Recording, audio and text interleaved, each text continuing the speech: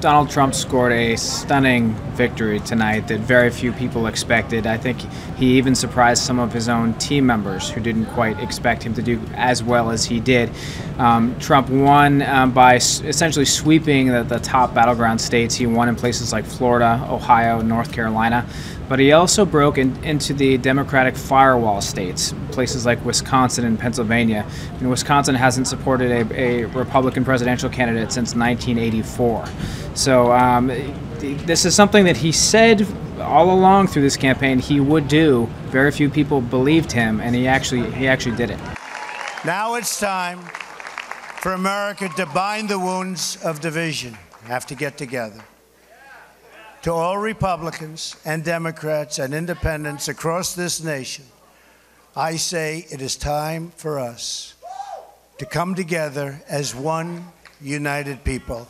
Donald Trump has a huge challenge ahead of him. He will take office in January, facing a deeply divided nation. So he took some first steps tonight. He talked about healing wounds. He reached out to folks who had opposed him, said that he would need their help in moving forward. But clearly it'll take more than one speech to bridge some of these deep divisions that are not only in this country but within his own party. The Republican Party is incredibly divided.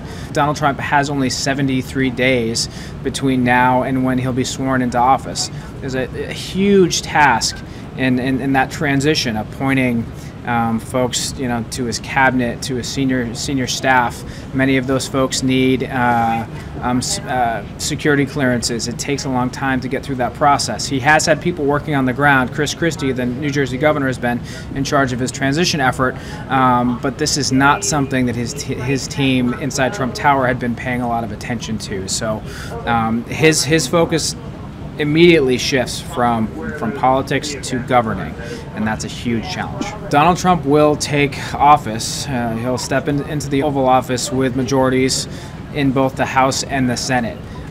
It gives the Republican Party an extraordinary governing opportunity, something that the party hasn't been able to do really at all over the last 8 years, as they've really unified around opposing President Obama. So it's a huge test for the GOP. Can they come together on Capitol Hill, work with a Republican president who isn't necessarily in lockstep with people like Paul Ryan, and govern?